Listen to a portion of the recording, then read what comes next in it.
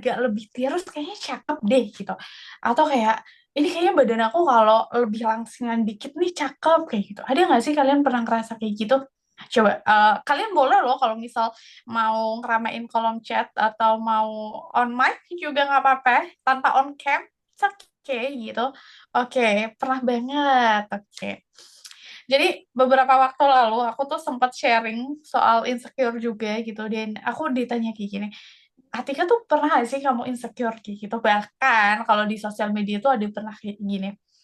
Kayaknya Kak Atika nggak pernah insecure ya kayak gitu. Wah, bohong banget kalau aku bilang nggak pernah gitu karena ternyata fase insecure ini akan berjalan seiring waktu gitu dan fasenya tuh beda-beda. Ada momennya kita insecure banget sama fisik kita, terus ada insecure sama hal lain gitu dan ternyata aku juga mengalami beberapa fase. Aku spill dikit fase-fasenya, salah satunya itu waktu aku masih SD, SMP, usia-usia remaja, aku tuh insecure.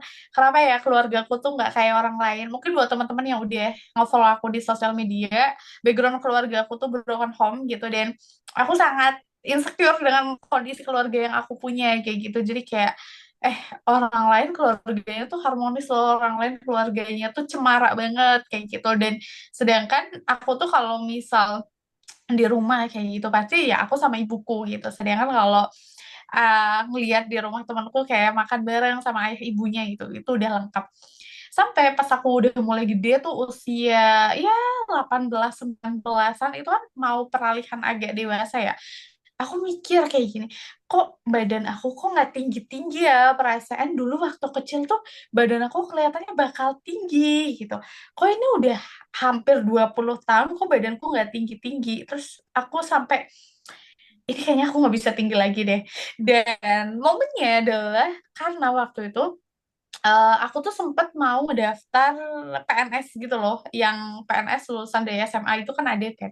Terus kayak ini badan aku nggak nyampe nih gitu. Dari situ aku mulai ngerasa ih badan aku nggak nyampe lagi, jangan-jangan aku nggak bisa tinggi lagi dan ternyata bener itu tinggi badan aku paling mentok gitu dan bahkan aku sama adik aku sekarang adikku tuh jauh lebih tinggi daripada aku kayak gitu dan sekarang aku udah bisa berdamai sama hal itu. Terus fase berikutnya ketika akhirnya aku tuh ngelihat kok jerawat aku mulai muncul terus-menerus ya gitu. Jerawat dewasa kalian bisa ngebedain kan antara jerawat yang dulu muncul pas masa-masa puber sama jerawat yang muncul pas kita udah dewasa gitu. Dan ternyata itu jadi insecure terbesar aku teman-teman.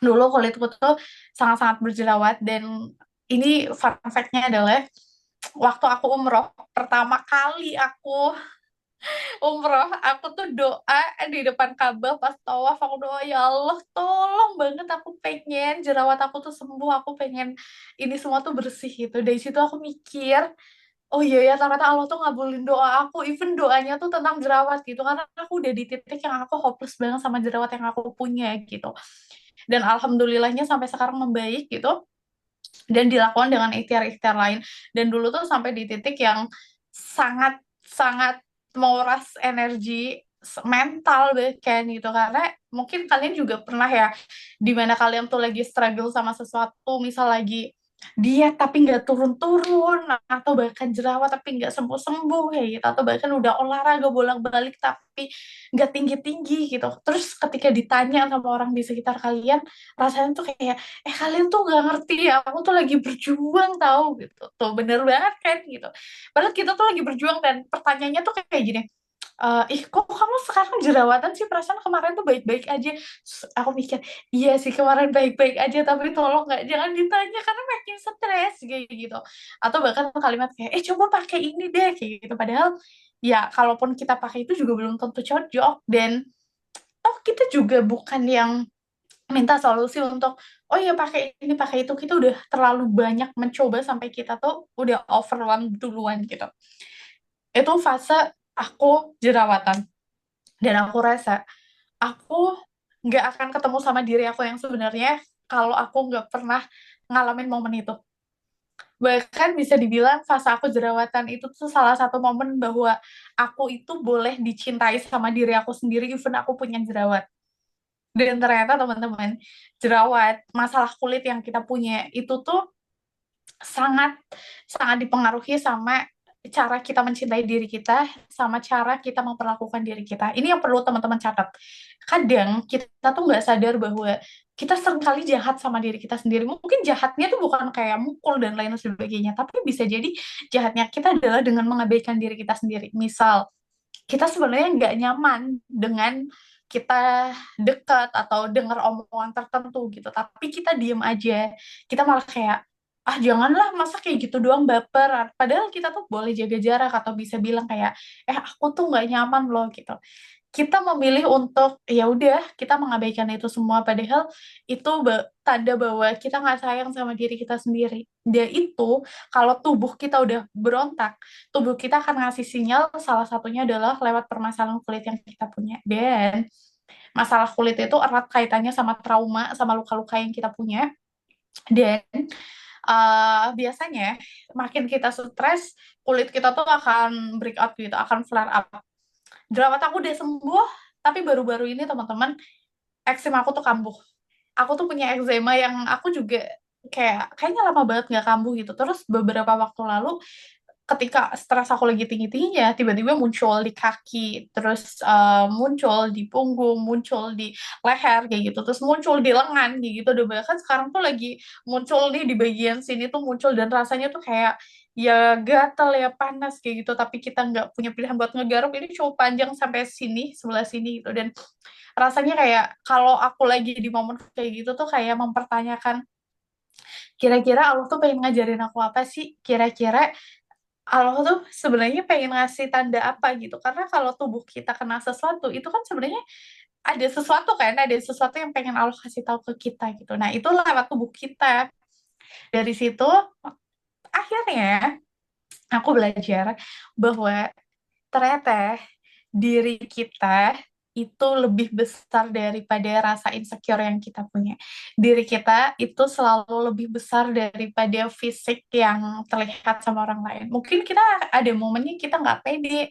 Aku dulu nggak pede banget kenapa pipi aku sangat eh, tembem, dan aku nggak pede dengan jilbab kayak gini. Tapi seiring aku dewasa, aku bagus-bagus aja kok kayak gitu, aku pede-pede aja gitu, karena ternyata aku pernah sangat kurus karena waktu itu sakit dan pipi aku tirus, dan ternyata nggak bagus juga gitu. Nah, udah momen berlalu tuh kayak, oh yaudah kayak gitu, aku udah mulai bisa berdamai sama hal-hal itu, sampai di satu momen aku itu ditawarin sama klinik buat kerja sama klinik Korea. Dan kalian tahu buat apa? Buat operasi plastik. eh Ya pokoknya disediakan budget sekian ratus juta untuk aku boleh mengubah apapun yang ada di dalam diri aku. Coba aku mau ngubah apa? Aku udah tahu banget kayak, oh kayaknya aku bisa di hidung aku tuh agak di gitu ya. Terus kayaknya bisa deh gini nih gitu. Sampai di momen aku pikir kayak gini, oke Tik, mungkin kamu akan kelihatan lebih baik, tapi apakah dengan lebih baik kamu secara fisik itu bikin Allah tuh ridho sama kamu gitu. Dan ya, padahal aku tahu bahwa hal itu tuh dilarang, aku tetap masih perlu mikir loh untuk aku menolak tawaran kerja sama itu, karena nilainya itu sangat besar gitu, nilainya tuh ratusan juta. Dari situ aku mikir kayak, oh iya ya, ternyata hal-hal yang mungkin prinsipal buat kita, buat orang lain tuh bisa dibeli ya kayak kita. Dari situ, teman-teman, ternyata kita perlu punya filter. Nah, hari ini karena kita akan ngomongin soal, iya ya, ternyata kita tuh punya banyak rasa takut, kita punya banyak insecure, kita punya sesuatu yang perlu untuk kita damaikan. Dan kalau besok kita akan ngomongin soal gimana sih caranya untuk kita mendamaikan itu dengan langkah-langkah teknis, hari ini kita akan ngobrol tentang the big why-nya.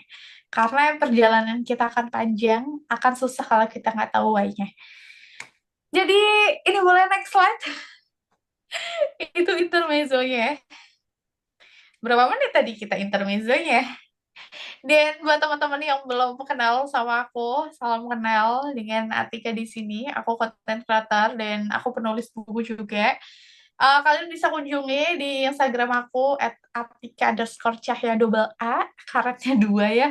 Sama di TikTok juga ada. Dan aku ngebahas tentang konten-konten kayak drama yang itu diambil dari sudut pandang Islamic Psychology. Dan aku senang banget untuk ngasih tahu sesuatu yang mungkin teman-teman tuh ini tuh penting loh kayak gitu, walaupun kedengarannya sederhana tapi ternyata ini krusial gitu, dan aku sampaikan lewat konten-konten aku. Ini boleh next.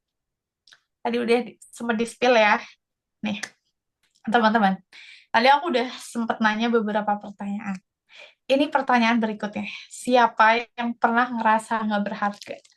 Coba, siapa yang pernah ngerasa bahwa kamu nggak berharga?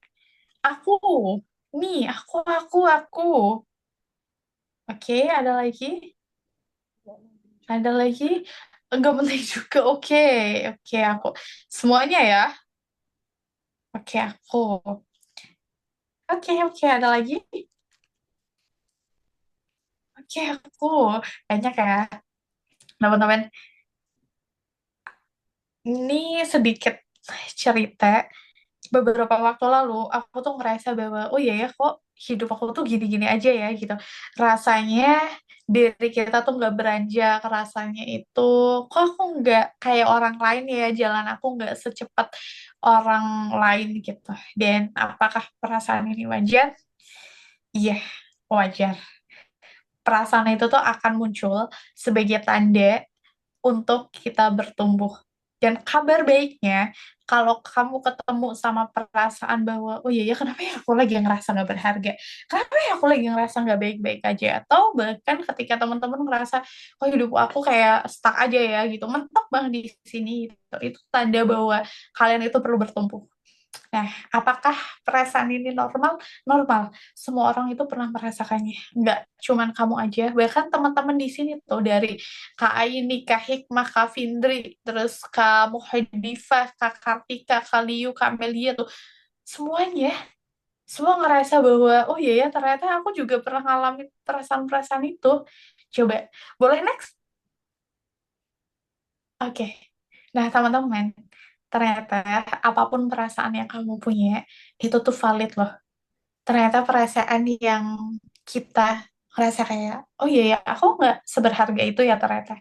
Dan kalian tahu, ternyata ya, rasa berharga itu datangnya dari banyak hal. Nanti kita akan coba gali dari mana sih rasa nggak berharga itu muncul, dan apakah benar bahwa kita nggak berharga. Kita akan cari tahu itu nanti. Tapi ada nggak teman-teman di sini yang ngerasa bahwa ada teman-teman di sini yang pengen ngasih tahu alasannya yang bikin kamu ngerasa bahwa kamu nggak berharga? Ada nggak?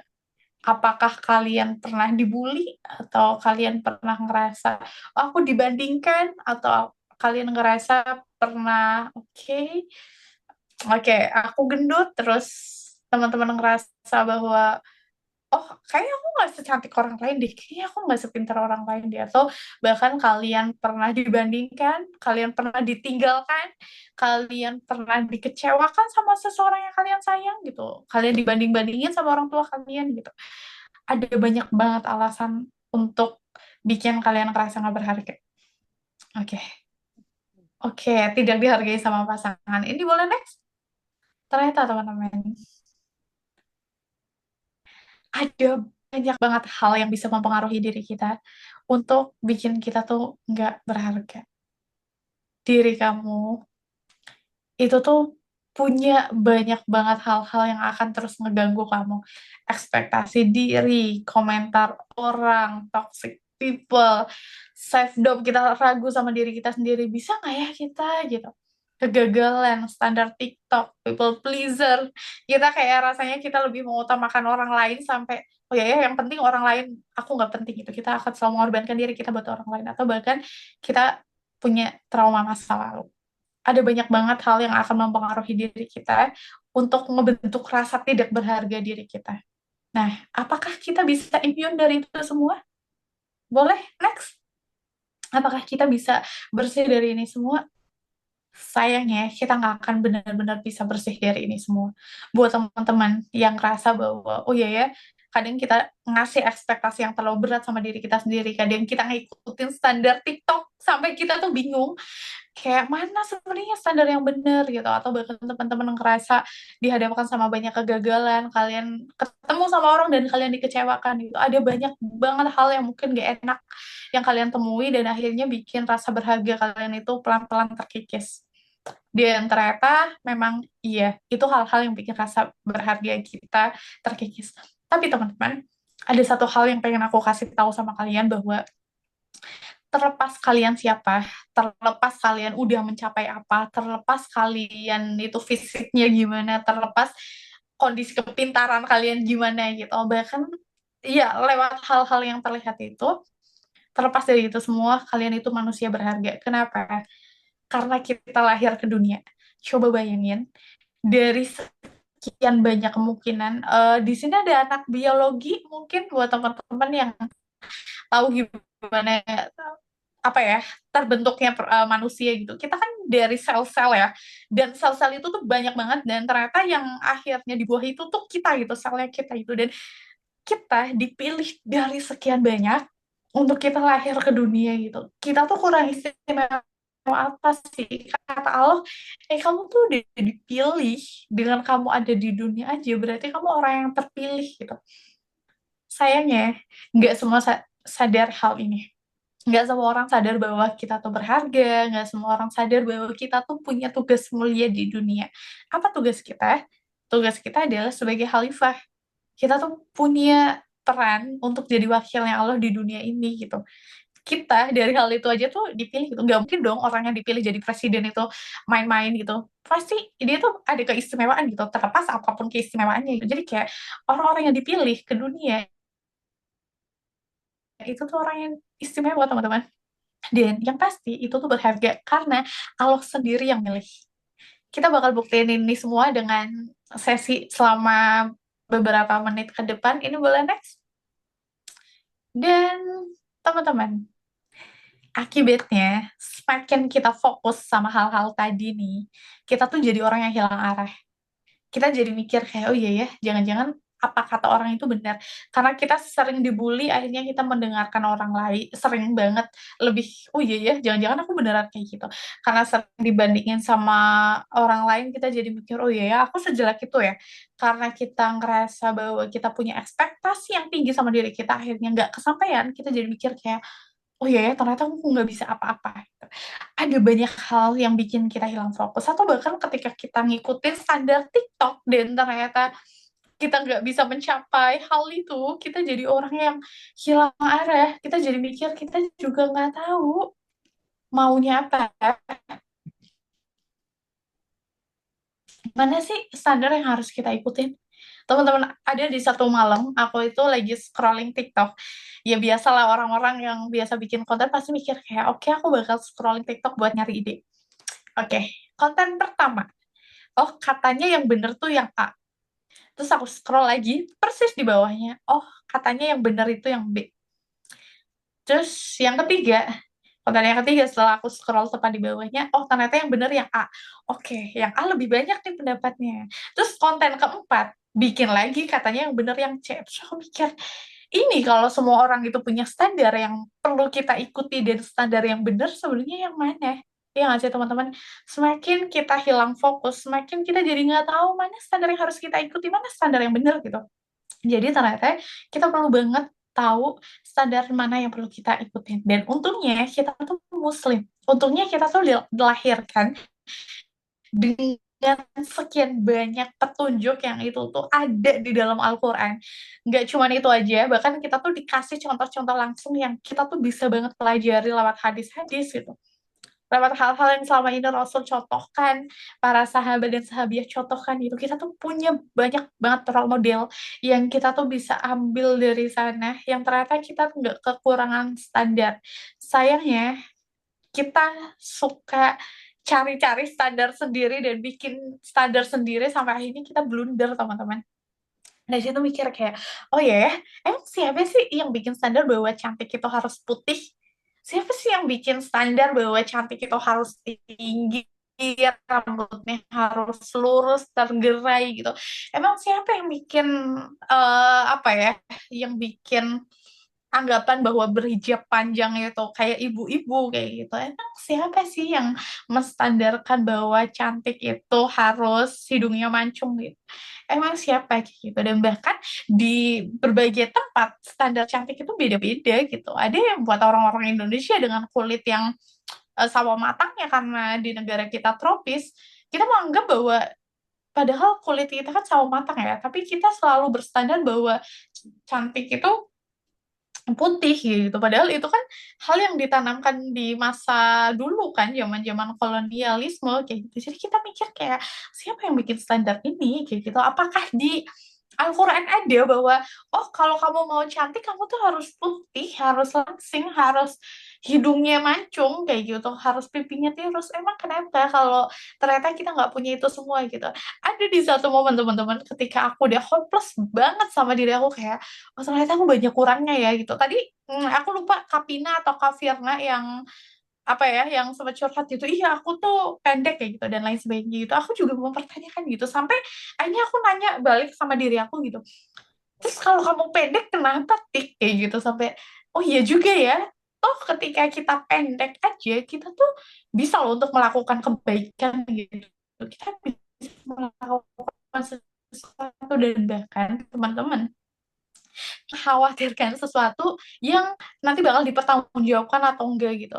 Dan soal kita pendek atau mau tinggi, masalah hidung kita mau mancung atau enggak, mau kita putih atau enggak gitu.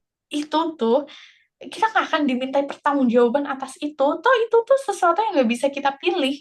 Tapi untuk kita kan bisa memilih ya hidung kita apakah mau dipermak atau enggak, apakah kita mau memilih melakukan kebaikan atau keburukan gitu. Itu kan sesuatu yang bisa kita pilih dan akan kita pertanggungjawabkan kan. Jadi fokus aja sama hal-hal yang bisa kita pertanggungjawabkan gitu.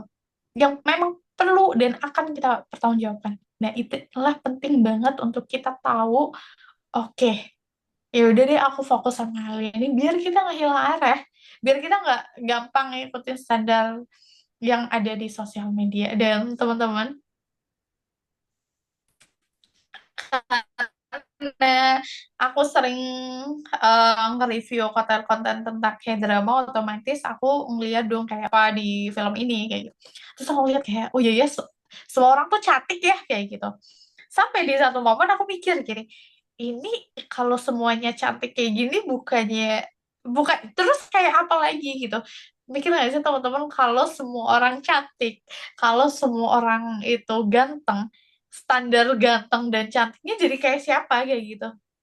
Ini agak ambigu sih kalimat ini. Cuman kalian paham nggak kayak misal gini, kan kita menganggap bahwa artis-artis Korea itu sangat cantik ya dan sangat-sangat ganteng gitu. Terus kita mikir, oke kalau semua orang cantik, kalau semua orang ganteng, terus yang paling ganteng dan paling cantik itu siapa gitu. Dan bahkan aku pernah dengar ini bahwa semakin dia cantik, semakin dia ganteng, dia akan makin obses dengan dirinya dan dia akan punya kecenderungan untuk terus-menerus mengubah.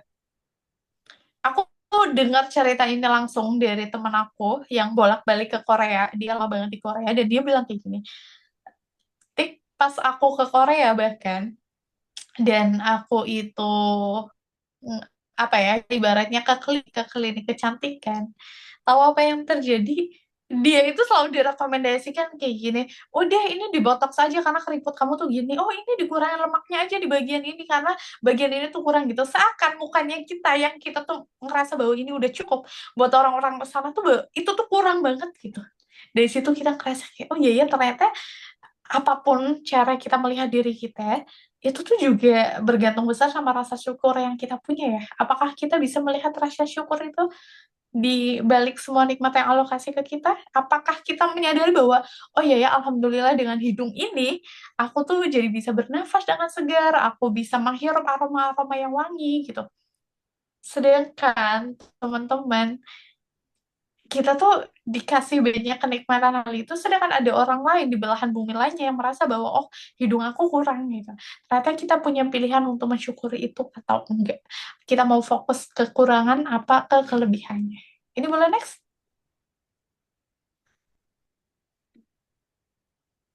Oke. Nah, teman-teman, ternyata kalau kita mencoba untuk menggali sebenarnya rasa berharga ini itu dari mana sih gitu. Ternyata munculnya itu kita coba lihat dari yang paling atas. Munculnya dari rasa self esteem rendah. Kita akan selalu ngerasa kurang karena kita nggak punya rasa berharga yang cukup gitu. kita selalu menganggap bahwa oh diri aku kurang. Nah, ini lahirnya dari mana?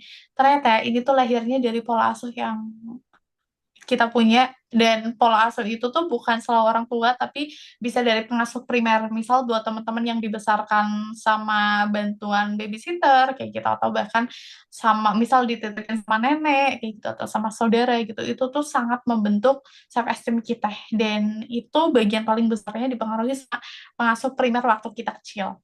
Oke, kita semua udah besar ya, kita nggak bisa terus-menerus untuk menyalahkan orang lain. Kita nggak bisa untuk kayak, iya sih karena orang tua aku makanya aku punya self esteem yang rendah. Iya sih karena aku dibanding-bandingin terus sama saudara makanya aku punya self esteem yang rendah. Kita nggak bisa menyalahkan seperti itu karena lagi-lagi itu di luar kendali kita. Tapi kita bisa mengambil tanggung jawab bahwa, oh oke, kalau ternyata pola asuh orang tua aku itu ngebentuk self esteem yang rendah, aku harus gimana sekarang? Nah, teman-teman bisa pelajari ini, ternyata untuk bisa meningkatkan self esteem yang rendah ini, kita tuh bisa belajar untuk mensyukuri nikmat yang Allah kasih ke kita. Kayak misal, oh alhamdulillah hari ini itu aku dikasih kesempatan untuk bisa belajar, untuk bisa ngedengerin sharingnya Atika, biar aku dapat insight tertentu. Oh, alhamdulillah aku masih dikasih kesempatan buat nafas, dan nafasnya segar sekali udaranya gitu. Oh, alhamdulillah aku masih di kesempatan buat ngerasain hujan-hujanan, yang ternyata di situ kita bisa banyak berdoa gitu. Kita punya banyak cara ya untuk melihat itu sebagai hal yang rasa syukur gitu. Jadi ini akan mempengaruhi sama self esteem kita. Dan buat teman-teman, abis itu tuh apa? Abis itu ternyata ketika self esteem itu rendah, kita akan terus-menerus merasa kurang. Makanya cara untuk menumbuhkan itu semua adalah dengan melatih diri kita bersyukur gitu. Dan itu tuh bukan sesuatu yang klise yang kayak apaan sih masnya aku insecure disuruh bersyukur kayak gitu. Enggak, tapi ini tuh salah satu untuk menyadari bahwa oke, dan bahkan ketika kalian belum bisa bersyukur, itu tuh nggak apa-apa banget. Dan teman-teman, kalau kalian ngerasa ini terus-menerus kurang kayak gitu, itu tuh nanti ujungnya kita akan hidup dalam rasa insecure. Kita akan melahirkan rasa insecure ketika kita nggak punya rasa berharga diri yang baik. Jadi, gimana caranya untuk teman-teman tuh bisa menyadari itu semua adalah ya mulai dulu dari akarnya, dari self esteem itu. Perbaiki itu, bikin sehat lagi, dan nanti lama-kelamaan kita tuh jadi memupuk diri bahwa oh oke, pelan-pelan ternyata aku bisa ya, oh ternyata pelan-pelan tuh aku jadi punya rasa berharga ya gitu. Dan karena ini aku lihat usianya masih 20 tahunan semua, aku pengen kasih satu kalimat yang mungkin ini terdengar pahit, tapi aku sempat nulis ini di sosial media beberapa hari lalu, dan ternyata itu ramai banget, entah di TikTok, entah di Instagram. Aku dikasih nasihat kayak gini, Tik, sesuatu yang ditakdirkan buat kamu, itu akan datang ke kamu walaupun kamu nggak ngelakuin effort sesuatu. Kenapa? Seringnya kita itu memaksakan sesuatu, kita tuh ngejar-ngejar itu banget, pokoknya harus itu, pokoknya mau itu, pokoknya aku mau itu ya Allah gitu. Dengan kita memaksakan kehendak, sampai akhirnya kita kehilangan diri kita. Contoh paling sederhana, ketika kalian misal tertarik sama orang dan kalian ngerasa, aku mau orang itu ya Allah, pokoknya gimana pun caranya ya Allah, aku mau dia ya Allah, kalau dia jodoh orang, aku juga orang ya Allah gitu. Seakan kita tuh maksa itu. Dan tahu, dari hal ini ternyata bikin kita makin kehilangan rasa berharga kita. Karena diri kita tuh terus ngejar. Padahal perempuan itu fitrahnya itu apa? Fitrah kita adalah dijemput gitu. Fitrah kita tuh memang diburu, sedangkan fitrah laki-laki itu tuh pemburu. Dan ketika kita udah memindsetkan bahwa oke, aku mau dia dan aku akan memperjuangkan dengan segala cara, dengan ugal-ugalan gitu, itu akan menghilangkan fitrah laki-laki. Dan akhirnya laki-laki yang akan mendekat adalah bukan laki-laki dengan koam yang bagus. Laki-laki yang akan datang ke kita justru laki-laki yang memang mereka tuh punya sisi feminim yang tinggi gitu. Dan itu tuh nggak sehat. Sekali lagi ya buat teman-teman yang merasa kayak lah, emang nggak boleh perempuan juga berjuang gitu, emang nggak boleh kita juga cinta secara ugal-ugalan, hey gitu, tugas perempuan itu kita boleh ugal-ugalan, kita boleh ngasih cinta yang benar-benar maksimal itu nanti after laki-laki itu udah berkomitmen, dan komitmen dalam Islam itu tuh cuman ada di khitbah dan pernikahan. Di luar itu tidak, termasuk komitmen bahwa kayak oke aku akan nikahin kamu tahun depan please, itu bukan komitmen. Catet ya, ini buat teman-teman di usia 20-an, biasanya kita tuh akan kemakan janji itu tuh ya. Jadi buat teman-teman yang ngerasa oh iya ya gitu. Dan ternyata aku pernah dengar ceramah ini dari Ustadz Falik juga, bahwa laki-laki itu, aku lupa nama hormonnya, pokoknya hormonnya akan terlepas ketika dia itu berjuang gitu. Makanya dia tuh perlu berjuang sekeras-kerasnya gitu. Jadi kita tuh jadi perempuan, walaupun kita mau ya kayak, iya gue juga mau sih sama lu gitu, tapi ya diem dulu gitu, lihat seberapa sih dia membuktikan itu gitu. Kalau ibaratnya dia mau belum membuktikan apa-apa, terus kita udah iya gue mau sama lu gitu, terus kita udah kayak seakan dikasih janji itu kita udah sangat tergoda gitu, sangat kayak oke oke oke kayak gitu, dia akan kehilangan hormon itu gitu. Jadi kayak silahkan tunggu dan tenang gitu, ini akan menghadirkan laki-laki dengan koam yang bagus. Jadi buat teman-teman ingat sama hal itu. Dan buat kita yang ngerasa bahwa oh iya ya diri kita tuh berharga atau enggak, jaga diri kamu, termasuk jaga dari orang-orang yang memang mereka itu menginginkan kamu di awal gitu. Wow, kayak es teh manis gak sih? Enggak, es teh manis aja pahit di awal manis di akhir. Kalau dia manis di awal pahit di akhir, itu tuh kayak enggak banget. Love bombing. Jadi teman-teman, untuk menghindari ini semua, ini kita arahnya jadi kemana ya? Oke, kita balik sama topik. Tapi ini hal yang paling penting gitu, kalau kita ngomongin soal rasa insecure, kita ngomongin rasa berharga, ngomongin self love, ngomongin kita mengutamakan diri kita sendiri. Please, perempuan-perempuan kita tuh berharga. Allah itu menjaga kita dengan sangat mulia. Allah itu menjaga kita dengan sangat berharga. Makanya kita tuh punya syariat banyak banget untuk menjaga kita. Masa kita udah dijagain sama Allah, kita mau ibaratnya kayak ini sendiri sih kayak gitu. Kayak oke gue mau gitu. Tuh kan. Dan teman-teman, biasanya semakin kita menjaga diri, semakin kita itu terjaga lah ibaratnya gitu. Allah tuh akan tahu untuk menghadirkan orang-orang seperti apa ke kita. Ibaratnya nggak pernah salah ketika kita memilih Allah. Dan tenang aja, emang kalau ada orang yang kayak oke aku nge-like-in story kamu tiap hari, aku ngechat kamu tiap hari, aku siap untuk menunggu kamu sampai tahun-tahun berikutnya, oke aku siap menemani kamu dari nol gitu teman-teman. Hal itu tuh hanya bisa dilakukan ketika udah menikah nanti gitu. Silahkan untuk jor-joran, untuk ugal-ugalan sama suami kita nanti, sekarang belum saatnya. Jadi silakan duduk manis, teman-teman. Untuk kita, justru kita tuh perlu memupuk rasa sayang sama diri kita sendiri. Percaya sama aku, kalau kalian udah sayang sama diri kalian sendiri, kalau kalian udah respect ke diri kalian sendiri, kalau ada orang yang datang dan itu cuma ngasih bare minimum, kalian kayak, hah, apaan? Aku aja segitu effortnya sama diri aku sendiri, masa mau ngasih bare minimum kayak gitu, gitu. Dan ini sering banget disalahpahami. Misal gini, kenapa kamu mau sama dia gitu? Iya dia baik. Lah, baik bukannya bare minimum ya, baik tuh bukan effort kayak gitu. Emang kamu mau gimana? Mau penjahat? Baik itu bukan baik itu bukan effort ya teman-teman gitu. Perhatian juga bukan effort kayak gitu. Tergantung perhatiannya. Tapi intinya ada hal-hal yang memang itu bare minimum, tapi kita menganggap kayak oh dia effort sekali ya. Enggak effort gitu. Termasuk gini, teman-teman pernah nggak sih dibantuin sama orang lain, entah itu sama, misal orang lainnya tuh bukan keluarga ya, misal sama teman-teman, entah itu teman laki-laki atau teman perempuan gitu, misal apa ya, oh berat ya, ya udah sini gue bawain sekalian kayak gitu kan, kita mikirnya kayak oh ya udah gitu. Dan kalian tahu bahwa itu tuh bukan effort, itu adalah bare minimum. Sebagaimana namanya manusia, tugas kita adalah saling menolong dalam kebaikan. Jadi kalau ada kita perempuan dan kita bawaannya berat, ya pasti ditolongin dong. Justru kita akan mikir kayak, lah dia cowok apaan, masa gue bawa berat kayak gini nggak dibantuin, itu tuh bare minimum. Emang kalian mau gimana ya gitu, kalian mau sama penjahat enggak gitu. Dan kita akan sadar sama hal itu ketika kita nganggap diri kita berharga.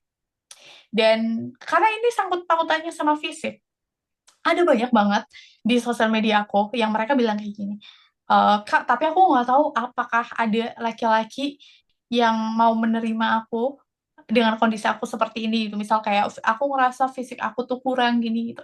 Ada yang namanya jodoh. Dia akan tertarik sama kamu terlepas kamu tuh gimana keadaannya. Itulah jodoh. Dan bahkan kita tuh akan saling ngerasa tentram dan tenang ketika kita memang berjodoh sama orang itu.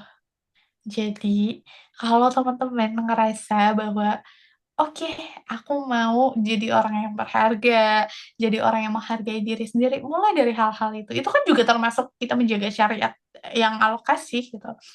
Dan gimana kalau sudah menikah, Kak? Sudah nggak bisa memilih? Nah, itu teman-teman. Karena kalian tahu bahwa setelah menikah itu nggak bisa memilih, setelah menikah itu momennya untuk kita tuh berserah gitu. Momennya untuk kita tuh ibaratnya mempertanggungjawabkan pilihan kita. Makanya sebelum menikah, itulah pentingnya untuk kita memilih. Ya, dan ini sampai sini aja pembahasannya, nanti jadi panjang urusan percintaan ini. Tapi kita balik lagi ke slide ini. Boleh next slide? Oke, teman-teman.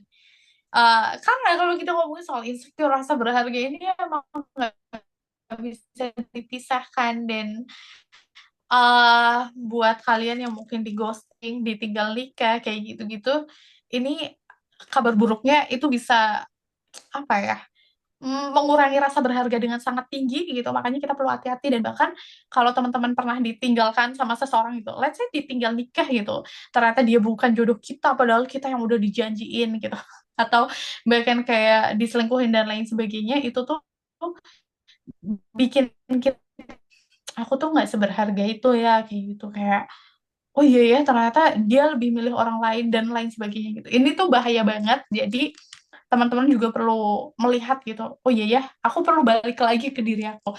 Jadi muara dari ini semua tuh kemana gitu.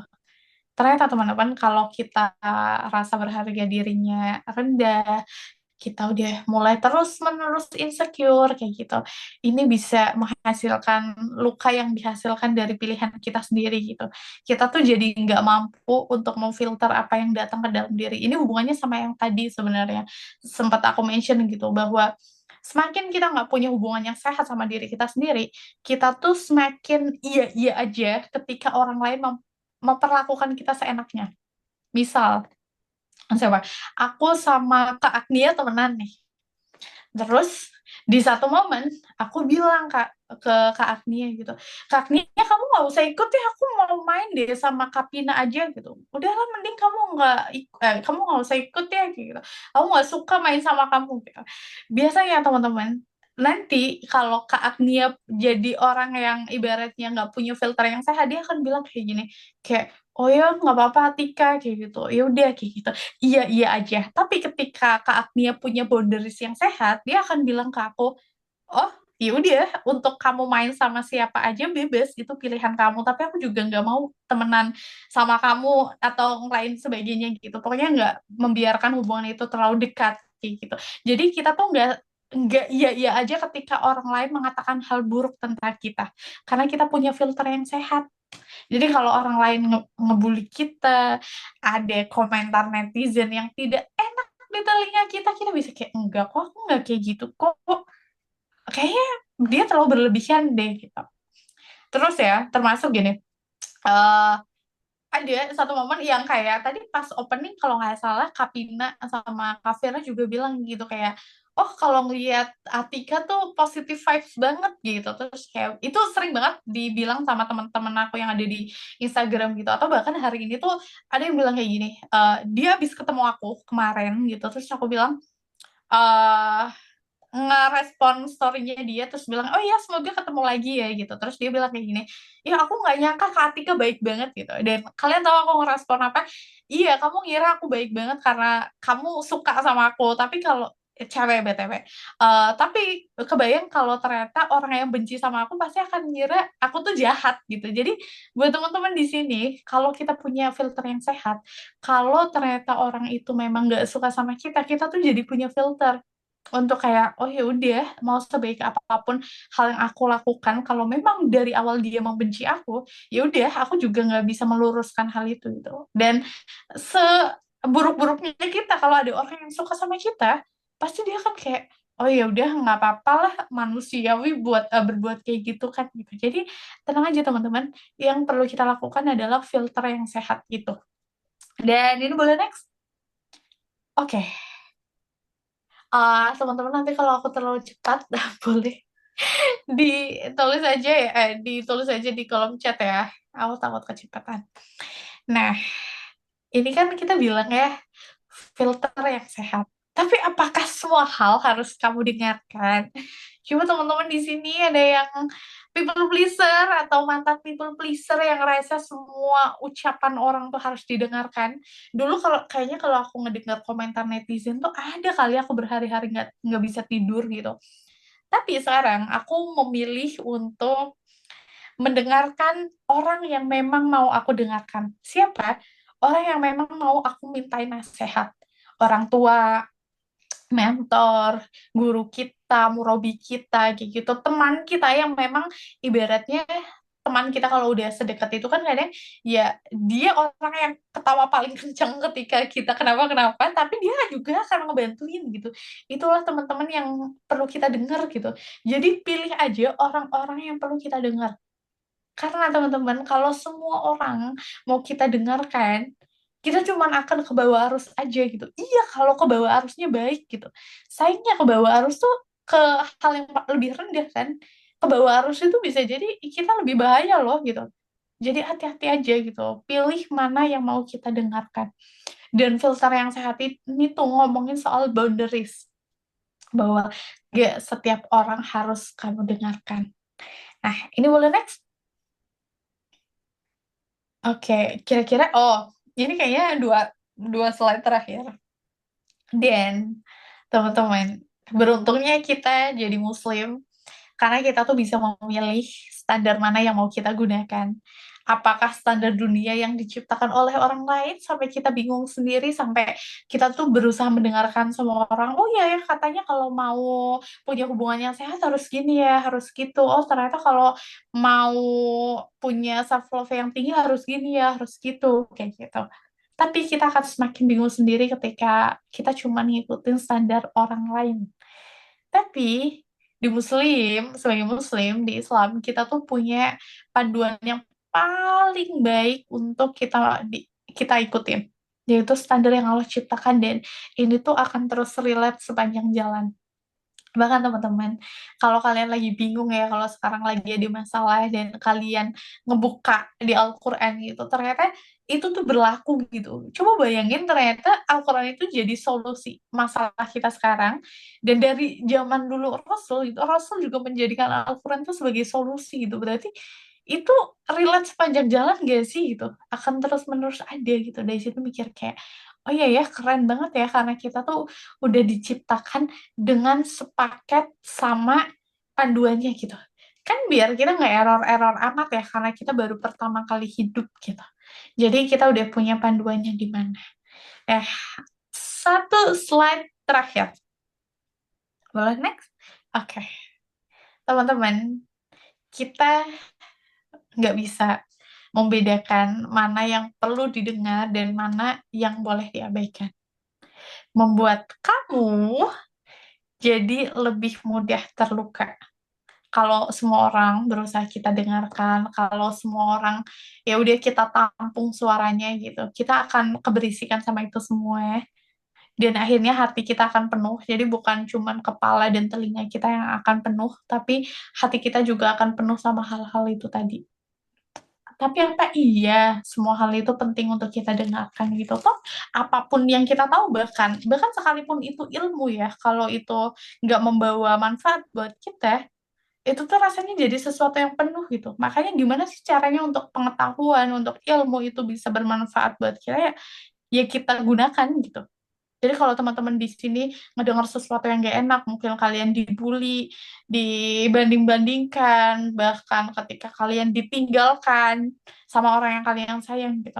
Balik lagi sama diri kalian sendiri dan belajar untuk ngedengerin diri kalian Dan bisa jadi apa yang dikatakan sama diri kalian itu bukan bukan cuma lewat hati kita gitu kan, kadang hati kita tuh ngasih intuisi tertentu ya, tapi bisa jadi lewat fisik kita, kayak apa, kayak eksim yang tiba-tiba muncul, kambuh, flare up gitu, atau bahkan buat GERD. Sering banget kalau kalian lagi stres, asam lambung kalian naik, itu tuh sinyal dari tubuh kalian gitu. Bahkan sesederhana mungkin badan-badan kita pegel gitu, kadang kalau misal kalian lagi marah tuh sebelah sini tuh kayak kenceng banget, kalau kalian lagi kayak gondok banget sama orang tuh sini pusing kayak gitu, udah kayak itu tuh tanda bahwa tubuh kalian mau ngasih sinyal. Jadi silahkan dengarkan itu. Kalian yang mungkin udah sering banget jerawatan on off kayak gitu, terus kayak ngerasa udah banyak banget cara untuk diobatin, coba dengerin itu. Bisa jadi mereka tuh muncul pengen ngasih sinyal ke kamu, dan tangkap sinyal itu, tangkap kira-kira jerawat aku tuh mau ngomong apa sih sama aku, kalau dia bisa bicara tuh dia mau menyampaikan apa sih gitu. Ini kenapa asam lambung aku tiba-tiba kambuh ya, dia pengen bilang apa sih ke aku gitu. Rambut kita rontok, perempuan relate banget mungkin gitu, kayak kenapa ya rambut aku tiba-tiba sangat rontok kayak gitu. Badan-badan kita tuh kenapa pegel-pegel, kenapa rasanya after kita tidur tapi malah nggak fresh kayak gitu, makin kita tidur bangun lagi tapi tetap lemas gitu. Ada sinyal yang pengen tubuh kita kasih, dan cara untuk bisa mendengarkan itu semua akan kita bahas di hari kedua besok. Jadi semoga teman-teman nanti hadir lagi ya di besokannya. Dan itu dia, akan aku kembalikan ke Kapina sama Kak Firna. Dah. Cek, cek, cek. Soalnya masuk nggak sih? Masuk, masuk. Oh, masuk. Alhamdulillah. Cek, cek. Wih, dah masuk. Aman. Alhamdulillah tadi apa yang disampaikan Kak Atika, Masya Allah banget. Jadi ternyata perasaan-perasaan insecure atau negatif dalam diri kita tuh, ya itu wajar. Namanya fitrah ya. Manusia tuh pasti merasa kayak gitu.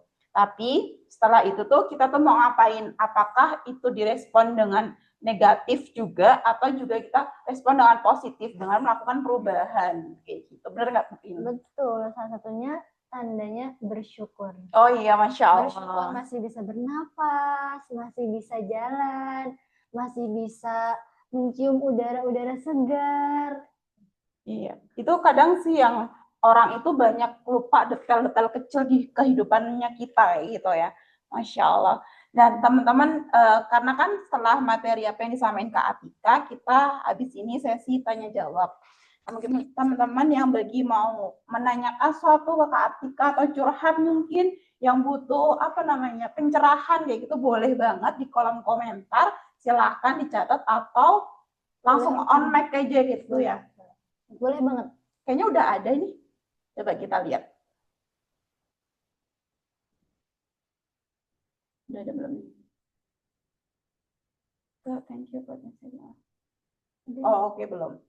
Ada yang mau tanya dulu, guys? Kayak udah ada di kolom chat deh. Aku mau tanya. Oh, mana? Ya, maaf. Ya, aku mau tanya gimana kalau posisinya menurut kita beliau membandingkan kita atau anaknya dengan orang lain, tapi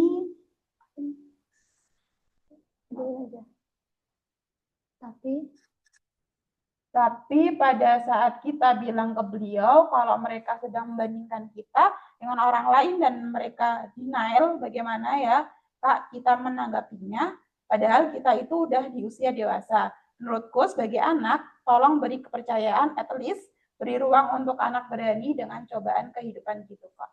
Wah, emang ini relatable sih buat anak. Aku juga pernah dibandingin. Gimana itu Kak? Kayaknya banyak deh. Ini malah jadi curhat Kak Firna sama kami. Oke. Kak Nur Hovifah. Bentar, aku salvok sama namanya. Kak Nur Hovifah Indarwati. Kamu gak sendiri. Tapi ini hal yang mungkin akan jadi insight buat kamu, bahwa gak semua orang itu perlu kita jelaskan. Karena ibaratnya mereka tuh udah punya prinsipnya sendiri. Mungkin ya, kamu bilang kayak, iya, kayak dia bukan bandingan aku, kayak gitu, dan lain sebagainya. itu tuh ibaratnya nggak akan mempan karena mereka tuh udah punya pendapatnya sendiri tentang kamu dan tentang anaknya. Bisa jadi langkah paling memuaskan. Mungkin kamu bisa coba ini dengan, oh gitu ya Bu, oh, Masya Allah, iya Alhamdulillah ya Bu ya. Wah Masya Allah keren banget ya Bu ya. Ya gitu, kayak gimana sih kalau orang tua yang lagi menceritakan anaknya dengan sangat excited dan kita kayak, oh gitu, oh, oh, oke, kayak gitu. Tanpa kita menyudutkan kita kayak, oh iya Bu, saya emang nggak, saya emang apa tuh, gitu. Nggak usah gitu, cuman tinggal bilang, oh Masya Allah ya Bu, kayak gitu. Oh Alhamdulillah, kayak gitu. Udah ibaratnya kayak bikin dia senang aja. Kenapa aku bisa bilang gini teman-teman? Ternyata ya, nggak semua orang tua itu punya teman cerita. Nggak semua orang yang sudah ibu-ibu, sudah punya anak, mereka usianya udah jauh, mereka itu punya cerita untuk membanggakan anaknya. Jadi, kita tuh dipilih sama Allah untuk mendengarkan ceritanya ibu-ibu itu, bapak-bapak itu, tante-tante itu. Jadi kayak, oh ya udah deh aku dengerin aja gitu. Karena kita mau meluruskan kayak, ya maaf Bu, aku bukan bandingannya, ibaratnya ya itu malah akan mental gitu. Jadi kayak, oh iya Bu, kayak gitu, alhamdulillah ya gitu. Kayak udah responnya nggak yang apa ya, kan kadang kita juga kadang ngabisin energi kalau misal kayak, oh ya Bu di mana emang, kayak gitu kan, ya nggak perlu tinggal kayak, oh iya Bu alhamdulillah ya gitu, nanti kita respon kayak gitu aja makin cerita lagi, makin seneng lagi, ya udah kayak gitu. Jadi toh kadang ya kita juga perlu memikirkan bahwa tadi kan ya, yang pertama adalah bisa jadi karena orang tersebut nggak punya teman cerita, akhirnya beliau mau cerita aja, jadi oh ya udah. Dan yang kedua adalah dia itu apa ya, nggak sengaja, bukan sengaja mau membandingkan, cuman jadinya kebanding gitu buat kita yang memang lagi apa ya, ya gue juga lagi berjuang lagi gitu, tapi jadinya kebandingkan gitu. Jadi ya udah lagi gitu, kita perlu paham itu. Karena lagi teman-teman, kalau kita berusaha untuk meluruskan sesuatu bahwa enggak kok Bu, aku nggak kayak gitu, aku juga lagi berjuang gitu. Emang siapa sih yang peduli bahwa kita lagi berjuang? Toh ibu itu juga udah tahu pendapatnya tentang kita, ibu itu juga udah tahu pendapatnya tentang anaknya gitu. Jadi kita mau meluruskan itu juga nggak bisa. Teman-teman, beberapa waktu lalu aku itu sempat di DM sama Kiki nih, dan aku baru ingat ternyata orang tersebut adalah teman satu kosan aku. Jadi long story short, beliau itu nge-DM cukup panjang dan pernyataannya adalah, oh ternyata Atika tuh sekarang sombong sekali ya kayak gitu. Dan kalimatnya itu kayak gini, eh oh sekarang udah congkak sekali ya Tik, kayak gitu. Mentang-mentang udah terkenal dan lain sebagainya. Terus aku mikir, bentar deh ini siapa ya kayak gitu. Aku mikir banget kan, mikir ini siapa ya kayak gitu. Terus ya di chatnya itu termention bahwa kita kan dulu pernah sedekat itu karena kita kos bareng gitu. Terus aku mikir siapa ya teman kos aku gitu. Karena ini sisi lain dari aku adalah aku tuh kalau di kos tuh aku di rumah, di kamar terus. Jadi hampir aku nggak kenal sama teman kosan aku. Terus aku mikir siapa ya teman kosan aku yang sedekat itu gitu. Perasaan yang sedekat itu juga sampai sekarang masih temenan kayak gitu. Ternyata ya, itu tuh temen kosan aku dulu waktu aku tinggal di Jogja, dan kita tuh sejauh itu karena kita nggak pernah yang ibaratnya ngobrol bareng atau gimana, kita cuman papasan gitu. Terus kayak oh oke gitu. Dan hal yang cukup bikin dia tersinggung sampai dia bilang aku congkak sekali adalah karena aku tuh nge-unfollow dia gitu. Terus pas aku kan nggak ngeh ya siapa ya ini kayak gitu. Ternyata aku bisa nggak ngeh itu sampai aku nggak follow dia adalah karena username sama foto profilnya tuh ganti. Jadi foto profilnya tuh ganti.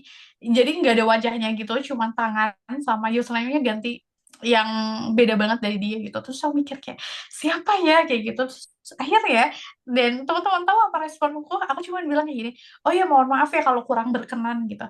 Aku nggak menjelaskan apapun. Kenapa? Lagi-lagi, buat orang yang memang nggak suka sama kita akan selalu terlihat salah, terlepas kita mau meluruskan seperti apapun. Tapi kalau buat orang yang udah suka sama kita, ya pasti kita akan dibaik-baikin lah gitu. Jadi kayak, tapi apa pentingnya sih penilaian manusia? Bukannya, ya udahlah kayak gitu. Iya nggak sih teman-teman? Bahkan dari zaman dulu pun sampai sekarang gitu, ya kita akan ketemu sama orang-orang itu. Dan jujur, hal itu pun jadi bikin aku mawas diri. Oh iya ya, apakah aku sombong kah gitu buat orang lain? Sombong tuh kayak apa sih gitu. Jadi ya udah, orang lain berhak untuk punya pendapat dan begitupun dengan kita. Kalau teman-teman udah cukup mawas diri, oh iya ya, aku nggak seperti yang dibicarakan kok gitu. Kita cukup menjadikan itu bahan evaluasi, tapi bukan bahan untuk merendahkan diri kita sendiri. Ya, jadi kalau misalnya ada yang ngebanding-bandingin kalian, ya udah. Oh gitu ya Bu ya. Alhamdulillah ya, aku seneng loh Bu. Gitu, semoga menjawab ya. Oh iya benar-benar banget sih. Semakin Gak apa-apa pasang muka fake biar iniin egonya. Iya, benar-benar iya. Semakin kita nggak peduli, malah orang itu yang semakin gedek kayak gitu. Iya, jadi setiap apapun mungkin orang-orang tuh ngatain-ngatain kita atau hal-hal negatif yang datang ke kita, respon kita tuh ya udah biasa aja gitu. Boleh lah, nggak apa-apa terlihat excited tapi dalamnya kayak tidak, aku tidak mau. Karena ini juga nggak sih, ini nambahin soal doa orang-orang yang terzolimi. Ya semoga ya dengan kita maksudnya senang mendengarkan kebahagiaan orang lain, kita juga dapat pahala yang sama. Maksudnya kayak kata malaikat, oh ya aku kasih kamu juga deh karena kamu udah happy, kamu udah melatih diri kamu buat happy mendengar kebahagiaan orang lain. Dan kalaupun kita benar-benar dibanding-bandingkan yang sampai itu merendahkan diri kita, ya udah kita kayak ya Allah ini mah sebenarnya nggak bener banget ya Allah, tapi aku juga capek mau membela diri, tolong belain aku ya Allah gitu. Jadi kayak ya udah biar Allah yang aja yang ngebelain gitu. Justru itu lebih powerful lah doa-doanya orang-orang seperti itu gitu. Betul. Backingannya bukan orang tapi Allah langsung. Iya betul, itu tuh. Ini kayaknya korban-korban. Korban dibandingin. Ya kayaknya semua orang pernah ngalamin yang namanya dibandingin sih, Masya Allah. Semoga menjawab ya Kak Nur Khafifah Indrawati. Ya. Oke, pertanyaan yang kedua. Pertanyaan selanjutnya dari Kak Zans. Izin membacakan ya Kak. Kak, Boleh. gimana ya supaya nggak mudah iri atau hasad dengan orang yang lebih cantik dari kita? Aku banget. Terkadang tiba-tiba minder gitu Kak, jadi gak bersyukur. Iya lagi, ini aku banget lagi. Gimana tuh Kak? Tapi Cewek banget gak sih ini? kalian ini kayak sih kadang, entah kalian, aduh aku kesel bentar. Jadi kayak dia entah di Instagram terus lihat kayak dia cantik banget ya. Kalau case-nya adalah orang-orang yang kalian lihat di Instagram, tolong kalian camkan ini. Instagram itu adalah hasil dari pilihan-pilihan foto terbaik, editan terbaik, angle terbaik, cara foto terbaik, kamera terbaik, pokoknya itu yang terbaik yang dia lakukan. Jadi tolong, itu nggak apple to apple ketika kalian di kamar belum mandi, belum dandan, belum apa-apa, dibandingkan sama orang yang ada di sosial media yang dia udah mandi, udah dandan, udah cantik, udah siap-siap gitu. Itu tidak adil. Tapi ada momennya juga kita itu ngebandingin sama orang yang misal ya, kita lagi keluar terus kita bareng gitu sama orang kayak, wih, dia cantik banget ya gitu. Iya nggak sih? Kadang misal di satu acara tuh kita mikir kayak, wih gitu ya. Kadang nggak usah ngomongin cantik, ngomongin soal wangi aja kayak, wah wangi banget nih cewek kayak gitu. Terus kayak, atau kulitnya tuh untuk orang-orang yang terawat tuh, kayak beda aja gitu. Kita mikir kayak, wah bener sih ini gue cewek aja tuh takjub gitu. Gue cewek aja tuh kagum gitu. Nah teman-teman, kalau kalian menjadikan hal ini sebagai rasa bahwa kayak, oh iya, kenapa sih dia bisa secantik itu? Kenapa gue sejelek ini? Gitu. Itu tuh malah jadi perbandingan yang nggak adil, nggak apple to apple. Karena kalian tuh sama-sama ciptaannya Allah. Tapi kalau kalian bisa mengubah itu sebagai kayak, dia wangi banget deh, dia pakai parfum apa ya gitu. Kulit dia cakep banget deh, dia perawatan apa ya? Dia DNA salmon di mana ya gitu. Dia perawatan apa ya gitu. Itu make upnya apa sih gitu. Untuk kita belajar itu tuh nggak apa-apa gitu. Ibaratnya kayak oh ya kita melihat kebaikan orang lain, kesenangan orang lain untuk kita belajar gitu. Tapi kalau ternyata jadi membandingkan dirinya antara dia cantik banget dan kita jelek banget gitu, itu yang salah gitu, itu yang keliru. Nah kalau teman-teman udah punya rasa yang keliru ini, belajar untuk memuji orang. Tapi memujinya secara tulus ya, nggak usah fake, nggak usah kayak sok-sokan kayak wah pasang muka fake kayak gitu padahal kayak gitu padahal kayak misal ya nggak langsung kayak ih muka kamu putih banget ya atau kayak ih kamu wangi banget ya dan lain sebagainya, tapi bisa kayak kamu cocok banget loh pakai jilbab warna ini kayak gitu, kayak kamu kelihatan cerah loh kalau kamu pakai warna-warna kayak gini, ih kamu cocok ya kalau pakai pasmina, ih kamu cocok ya kalau pakai jilbab segi empat gitu. Dan ternyata teman-teman dengan rutin melakukan itu, kita aura kita tuh jadi positif aja gitu, kayak karena udah ke bawah gitu, karena toh itu bukan sesuatu yang kita buat-buat gitu, karena beneran gitu, karena ada kan orang-orang yang memang cocok banget sama warna tertentu gitu, misal kayak warna-warna kita apa, kalau kita pakai warna pink kayak wah vibes-nya kayak bahagia banget gitu. Nah, itu tuh boleh banget gitu. Jadi kalian tuh boleh belajar untuk melatih diri seperti itu. Jadi happy ketika orang lain happy, karena kalau kayak gitu Allah tuh akan bilang kayak oh ini misal ya misal Kak Firna ngeliat kebaikan yang ada di Kapina terus kayak oh ternyata Kapina udah kayak gini gini gini ya kayak gitu, dan ketika Kak Firna seneng kayak eh Kapina kamu tuh udah kayak gini ya ternyata Masya Allah ya kayak gitu, terus nanti kata Allah teh kayak ini Firna sabar banget ya kayak gitu, udah deh aku kasih aja buat Firna juga gitu, atau kayak aku kasih juga kali hal lain di Firna gitu, pokoknya kita tuh akan jadinya Allah juga seneng buat ngasih ke kita gitu. Ibaratnya gimana sih, kayak kalian aja coba kalau misal aku temenan sama Pina sama Firna gitu, mungkin kalau yang satu dikasih kayak udah makasih ya kayak gitu. Ah, ya aku juga mungkin akan lebih ngasih kayak oh iya makasih ya kayak gitu, akan ke orang yang sama juga kayak gitu. Dan teman-teman, kebaikan Allah tuh sangat-sangat luas, dan ternyata semakin kita bersyukur maka akan Allah tambahkan nikmatnya gitu. Jadi kalau kita ngelihat orang lain kayak mereka cantik, mereka ini, kita belajar untuk memuji itu secara tulus gitu. Dan kita kalau memuji secara tulus itu pun harus mengingat bahwa itu tuh ciptaannya Allah gitu, kayak ya Allahumma barik kayak gitu gitu, Masya Allah tabarakallah ya bun ya kayak gitu, kayak dan itu tuh ibaratnya kayak oh alhamdulillah ya kamu dikasih nikmat sama Allah gini gini gini kayak kita akhirnya jadi bisa ngobrolin kebesaran Allah kayak gitu. Jadi yang muncul itu bukan rasa iri akhirnya, yang walaupun ada selentingan-selentingan jealous dikit ya, tapi seenggaknya kita arahkan itu ke arah yang lebih baik kayak gitu. Semoga menjawab dan dicoba. Cobain aja sehari untuk kamu tuh muji orang yang kamu temuin gitu. Ya, let's say ketika kamu ketemu sama 5 orang gitu, coba masing-masing dipuji gitu. Akan ada rasa yang beda buat kamu itu. Paling kamu akan dikira kayak kesebut apa nih bocah gitu. Buat awal-awal. Gitu, semoga menjawab ya. Wah, iya tapi bener banget sih. Kalau aku tuh dulu mikirnya gini, Kak. Aku ngerasa ketika aku nanti muji, mungkin tadi yang kakak bilangnya, ketika melihat orang cantik, aku puji, aku rasa, enggak, nanti dia besar kepala. Dia malah tambah dongkol, dinolak gitu.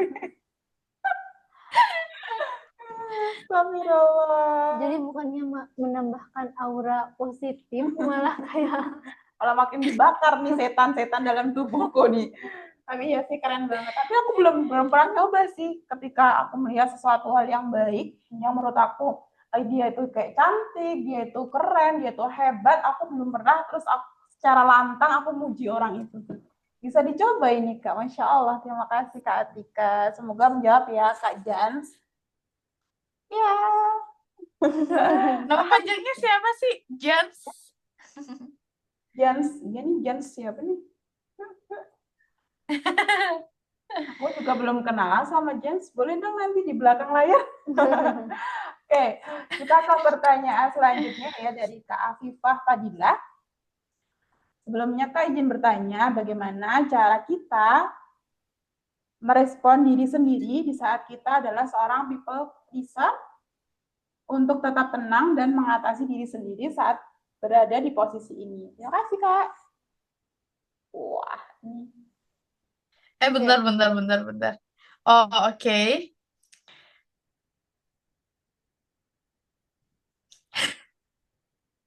Bentar, aku baca lagi ya. boleh Kak. Sebelumnya izin bertanya, bagaimana cara kita merespon diri sendiri di saat kita adalah seorang people pleaser, takut untuk tidak disukai orang, dan takut untuk marah karena kita, dan respon tubuh kalau misalkan ada yang marah lewat chat atau hanya sekedar gestur, misalnya suara yang agak meninggi dan lain-lain membuat kita kayak deg-degan dan takut, tapi kita aslinya tidak, mencoba untuk tenang padahal enggak, gimana caranya? Oke. Ini banyak ya pertanyaannya ya. Nggak kelihatan guys tadi, Oke, maaf. nggak apa-apa dong.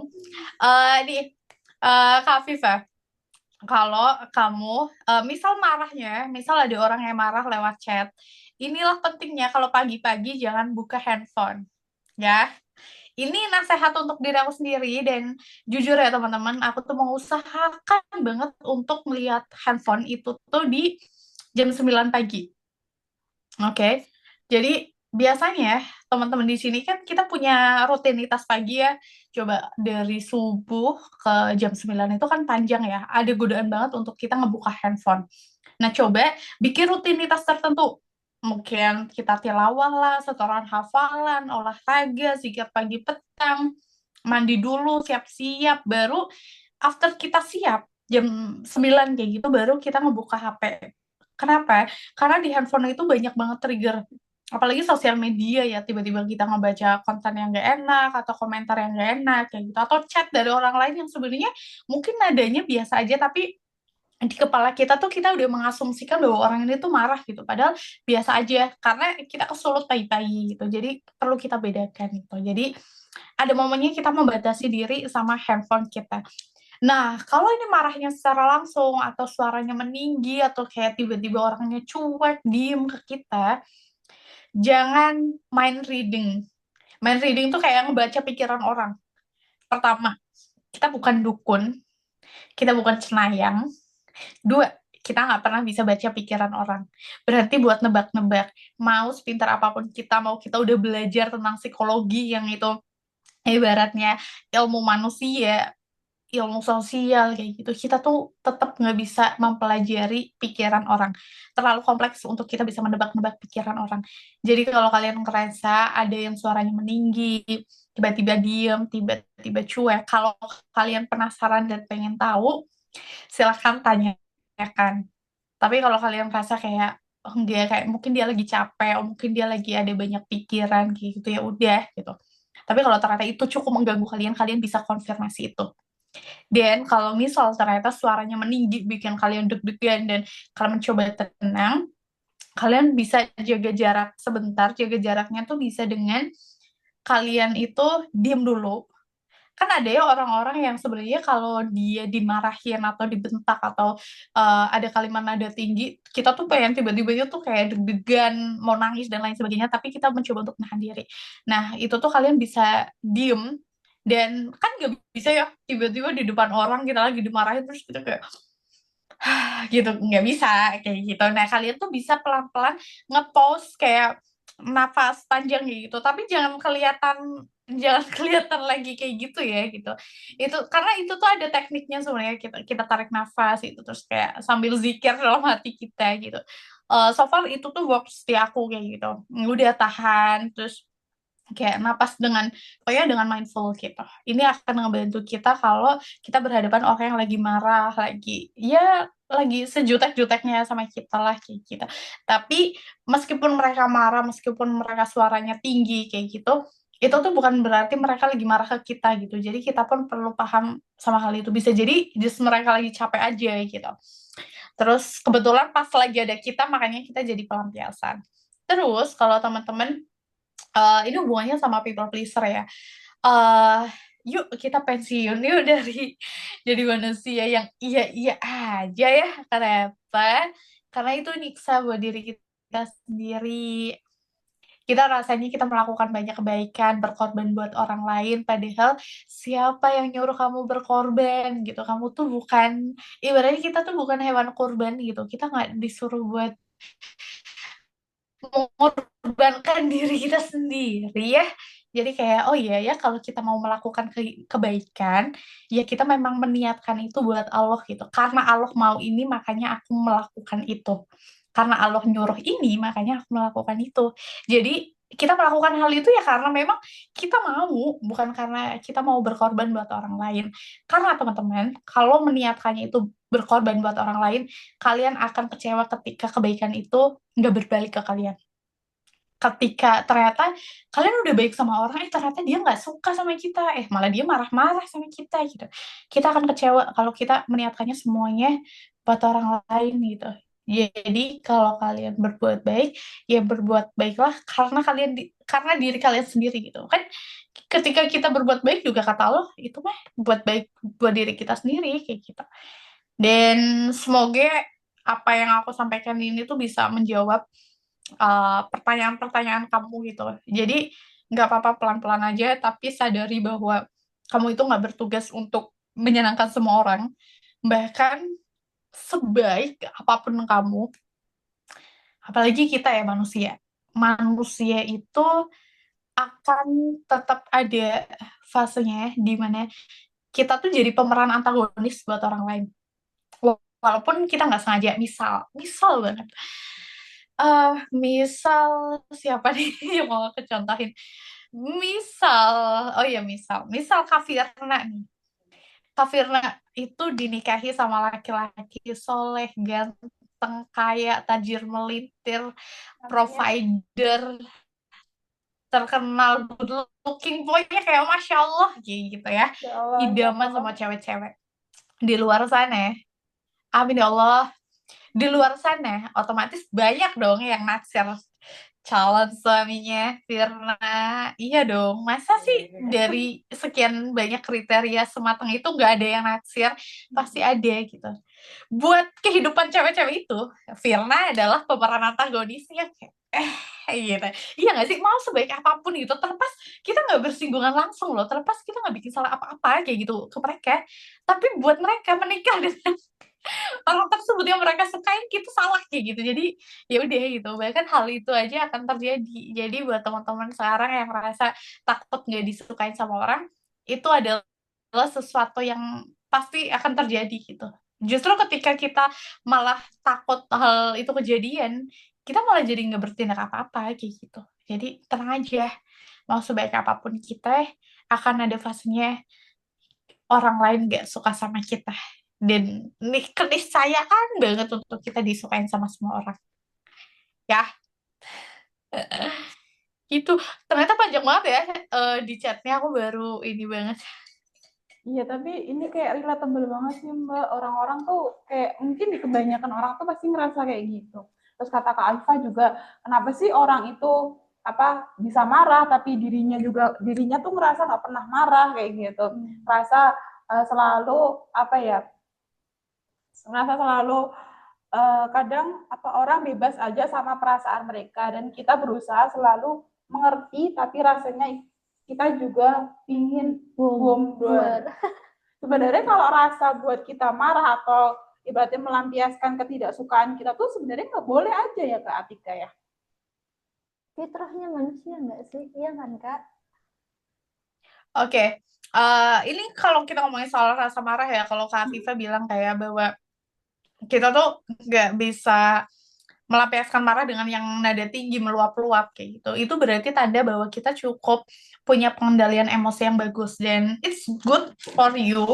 Dan itu memang hal yang perlu kita latih. Kita tuh boleh marah, kita boleh nggak suka, kita boleh kecewa, tapi cara kita marah, cara kita kecewa, cara kita menunjukkan nggak suka, itu yang perlu kita bedakan, yang perlu kita pelajari. Kita boleh marah, tapi kita nggak boleh marah-marah. Misal ya, aku sebel nih sama Firna, misal kayak, ih kok kamu telat sih? Kan aku udah nunggunya 5 jam coba. Kamu mana aja sih? Kamu dari Bandung ke Jakarta dulu, apa gimana sih? Itu kok dari tadi nggak datang-datang gitu. Boleh nggak kabarin gitu. Dengan kalimat itu tuh tanda bahwa aku deh cukup marah tuh, karena penekanannya tuh tinggi gitu. Tapi aku memilih untuk nggak ngebentak-bentak. Beda sama orang yang marahnya dia tuh marah-marah gitu, kayak kamu kenapa sih, kamu nggak hargain waktunya orang dan lain-lain. Itu tuh udah marah-marah dan itu yang nggak sehat. Kita tuh bisa marah secara sehat dengan bilang kayak, kamu tahu nggak aku sebenarnya marah loh. Dan kalau kita udah punya emotional intelligence yang bagus, kita tuh jadi orang yang seperti itu, yang bisa mengendalikan apapun perasaannya kita, terlepas terlepas apapun hal yang lagi mengganggu kita gitu. Misal nih, teman-teman ada nggak sih, aduh aku malu banget nih bilang ini, tapi coba kalian bayangin, eh let's say kalian itu lagi tertarik sama orang dan ternyata entah gimana caranya orang itu tuh ngehubungin kalian karena minta bantuan. Misal kayak oh iya tugas ini tuh udah beres atau belum sih, boleh nggak minta tolong gitu, atau bahkan cuman nge-like story-nya kalian gitu, atau nggak usah nge-like deh, lihat story kalian yang walaupun itu kepencet pasti kalian mikir kayak ih apaan ya ini, kayak wah kayak gitu udah berbunga-bunga banget, itu kan sebenarnya rasa seneng kan. No gitu tuh kayak kadang meluapkan rasa senangnya tuh bisa dengan kayak ini kalau aku nikah adatnya pakai apa ya, ini sebenarnya harga vendor tuh berapa sih kalau nikahnya di sini, dia rumahnya di sini nggak sih, nanti kita akadnya di mana ya, resepsinya di mana ya, kayak gitu. Terus kayak udah sampai mikir itu kan juga pelampiasan rasa senang nggak sih. Tapi ada orang yang kalau seneng juga gini kayak, oh iya ya, ih dia ngeliat story aku, eh tenang, tenang, nggak bisa jadi itu cuman ke skip, udah jangan kepedean gitu. Itu kan sebenarnya rasa senang juga, respon terhadap rasa senang gitu. Jadi apapun perasaannya, itu tuh nggak perlu disalahkan, termasuk rasa marah, rasa kecewa kayak gitu, rasa khawatir, rasa cemas, rasa takut gitu. Rasa-rasa yang kita anggap nggak nyaman gitu, tapi kita punya pilihan kita mau menyalurkan ke arah yang mana.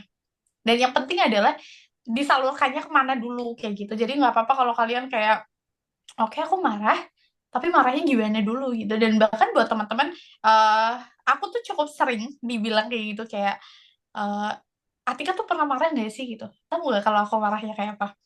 Aku tuh bahkan kalau marah, nada aku tuh udah kayak gini nih, udah kayak menekan. Jadi kayak nada rendahnya tuh kayak apa ya, diperdalam gitu, dan itu tuh tanda bahwa gue udah capek banget sama lu nih kayak gitu, kayak mumpung gue masih bisa sabar yuk gitu, kayak gitu. Dan biasanya kalau udah kayak gitu, aku justru punya cara untuk menyakiti orang lain dengan kalimat yang mungkin enak banget, yang kayak apa ya, kalian kebayang gak sih ada orang yang dia tuh jarang marah, dan sekalinya marah dia tuh bukan yang bentak-bentak tapi yang menekankan kalimat ininya, dan sekali dia ngomong tuh bisa sangat nyelekit gitu. Nah, aku tuh tipikal manusia yang seperti itu gitu. Jadi emang kita tuh tergolong, kita tuh ada golongan-golongan orang yang marahnya tuh kayak gimana kayak gitu. Jadi silahkan kalian pahami sendiri, dan jangan sampai hanya karena kalian gak mau marah-marah artinya kalian apa ya, kayak menutup apa ya, menutup celah untuk kalian marah gitu. Padahal emosi marah itu bisa diterima dan boleh banget untuk dirasakan, karena kalau emosi marah itu tuh ditutup, itu tuh akan jadi bom waktu. Itu akan bikin kekesalan yang gak berujung, entah tiba-tiba jadi pergi, entah jadi kayak apaan sih dia dari dulu di ngertiin gitu. Enggak, kamu nggak ngertiin dia, kamu cuman menutup rasa marah kamu sampai akhirnya nanti ketika bom waktunya meledak kamu ungkit itu semua.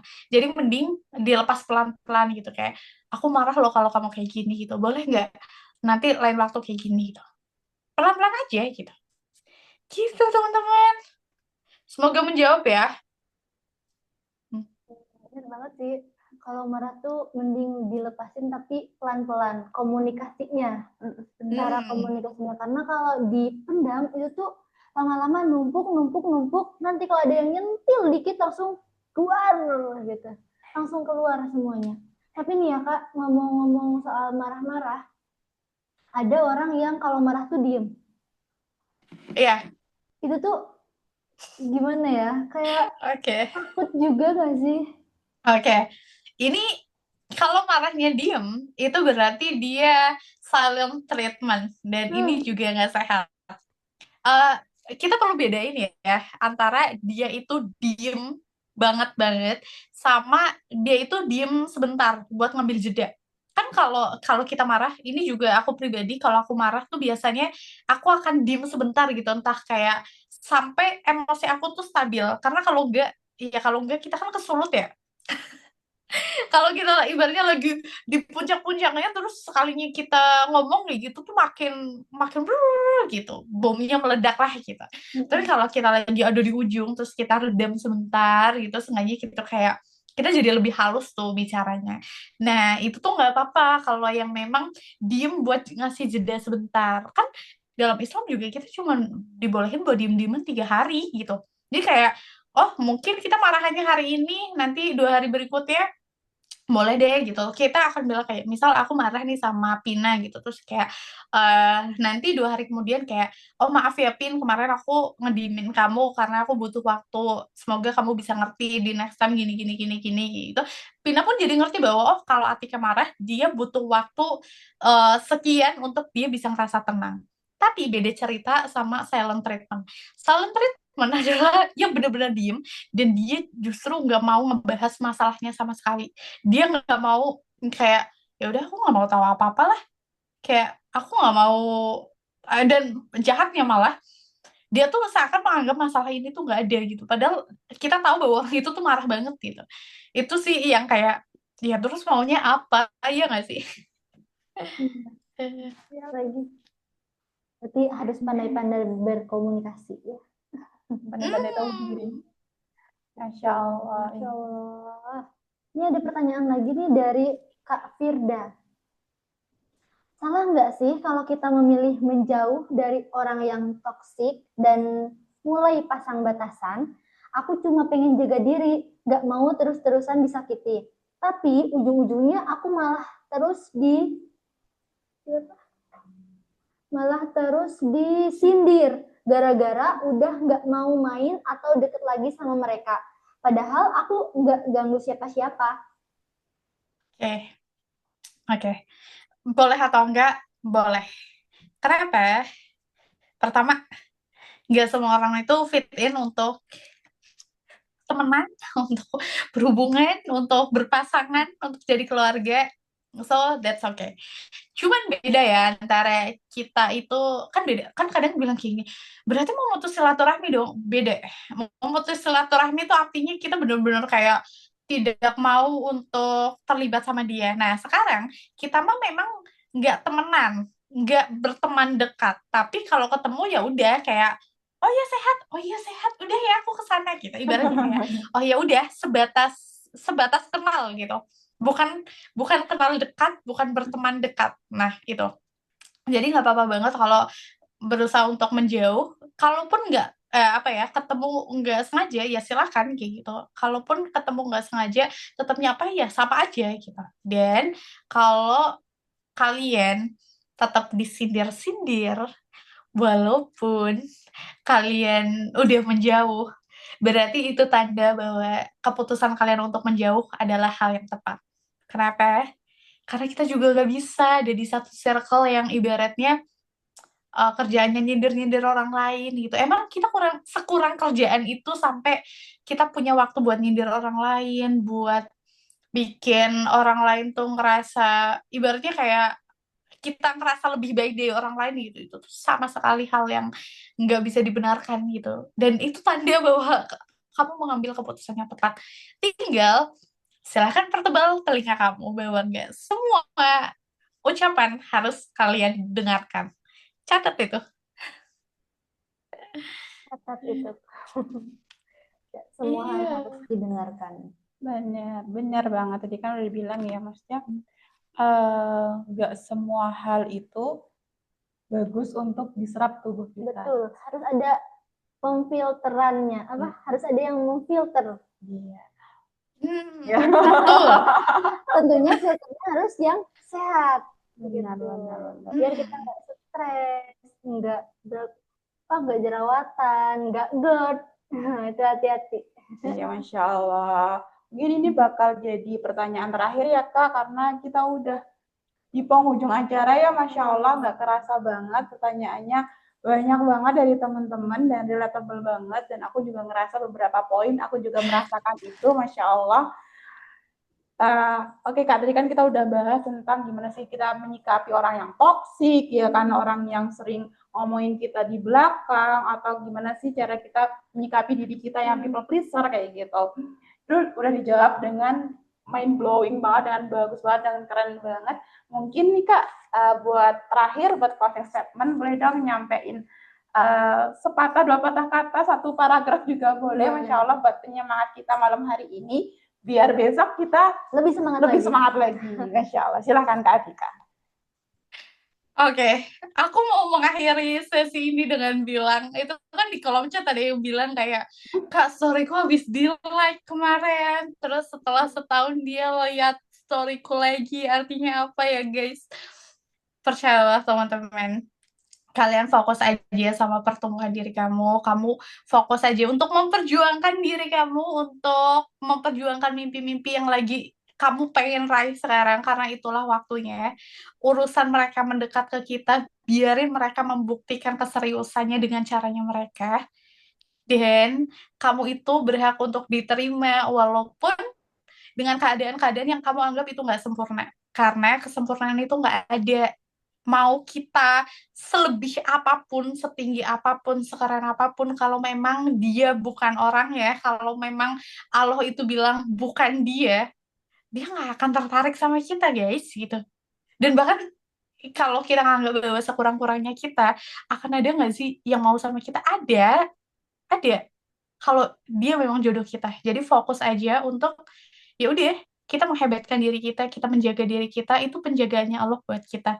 Dan terlepas apapun penilaian orang lain, kamu itu manusia yang berharga, apalagi kamu terlahir sebagai muslimah gitu. Itu tuh anugerah paling besar dan paling hebat yang Allah kasih buat kita.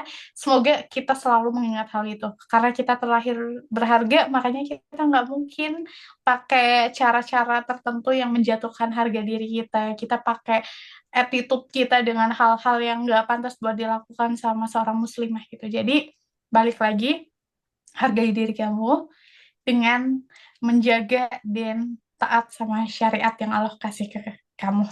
Dan mohon maaf buat kurang-kurangnya. Semoga diskusi hari ini bisa lebih asik, lebih seru, dan kita akan ketemu besok lagi. Besok tuh ada langkah-langkah praktikal ya. Jadi kalian kita bisa praktek bareng-bareng, dan semoga nanti teman-teman juga bisa konsisten karena ngelakuinnya bareng-bareng ya, buat nge-solve apapun masalah yang lagi kalian punya.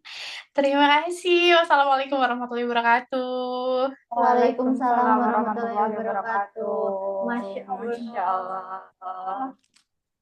Luar biasa sekali ya. Tapi benar sih, maksudnya kita itu bahagia itu bukan tentang fisik aja, bukan tentang kehebatan yang nampak aja, tapi kebahagiaan itu gimana kita bisa mensyukuri atau menerima apa yang udah Allah kasih, kayak gitu ya Mbak ya. Betul banget. Selain itu juga kita harus lebih fokus dengan diri kita, dengan apa yang kita ingin capai, jangan membandingkan dengan jalannya orang lain. Karena Benar. setiap proses tuh pasti, karena setiap manusia tuh pasti berproses dan bertumbuh. Benar. Karena dunia itu nggak mengharapkan kita jadi sempurna, guys. Tenang, kita punya cahayanya masing-masing, kita punya sinar masing-masing. Fokus aja sama cahaya kita upgrade cahaya itu sehingga kita punya warna tersendiri, kayak gitu. Ibaratnya apa sih, kalau orang yang berbeda itu namanya apa? Apa tuh? Otentik ya, jadi orang yang otentik kayak gitu. Masya Allah.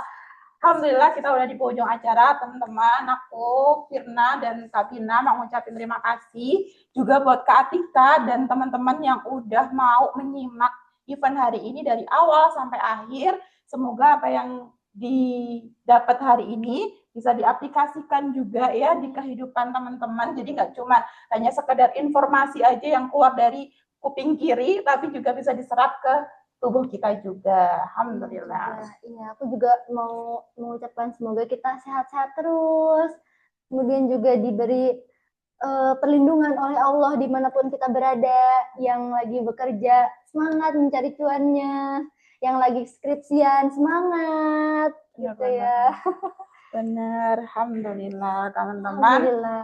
Sebelum aku tutup, kita izin dokumentasi dulu ya sama Kak Atika, sama teman-teman juga. Aku mau teman-teman open cam dulu dong, biar wajahnya kelihatan ya gitu. Boleh ya, izin ya teman-teman, kita sama-sama open cam biar dokumentasinya tuh nggak cuman aku sama Kak Atika aja nih. Betul. Biar cantiknya kelihatan. Iya, Masya Allah. Ada Kak Usna, ada Kak Afifah, ada Kak Agnia, Kak Anjani. Ya, yang lain ditunggu. Mungkin kakak admin dibantu buat dokumentasi ya. Oke. Ada lagi? Oke. Ada yang mau join lagi? Oke. Kita hitung dari 1 sampai 3 ya. Kakak admin udah siap ya, Kak? Oke, izin off cam. Oke, siap, Kak. Oke, kita hitung dari 1 sampai 3. 1, 2, 3. Nggak kerasa. Lagi, satu lagi. 1, 2, 3. Oke, alhamdulillahirrabbilalamin. Teman-teman, jangan lupa besok kita ada kelas terakhir, di mana kelasnya nggak cuma materi aja, tapi kita juga ada praktek besok untuk besok. Karena tadi Betul. kayaknya ada yang komen sebenarnya apa namanya nulis Ada jurnal journaling itu nggak? apa tadi? Nulis jurnal itu jadi salah satu self development buat kita nggak sih? Oh iya, gitu. Kayak gitu. Mungkin jawabannya ada di besok kayak gitu ya. Bakal Jangan lupa dijelasin. buat teman-teman besok siapin kertas atau notes untuk prakteknya. Iya gitu teman-teman. Ya tadi kita udah ngucapin terima kasih. Oke, kita tutup. Kurang lebihnya mohon maaf. Wassalamualaikum warahmatullahi wabarakatuh. Sampai ketemu besok. Semangat ya. Makasih Kak Atika. Terima kasih Kak. Sama-sama ya. Sampai ketemu lagi besok, guys. Besok siapin ya biar bisa on cam semua ya. Ya guys. Terima kasih Kak Atika. Sampai ketemu. Harus Sampai offline ketemu. sih. Aku pengen ketemu Kakak Mangga, Insya Allah. Aku suka banget sama konten-kontennya, Masya Allah. Oh, Masya Allah, terima kasih. Dan aku izin live ya. Ya. Assalamualaikum. Makasih semuanya.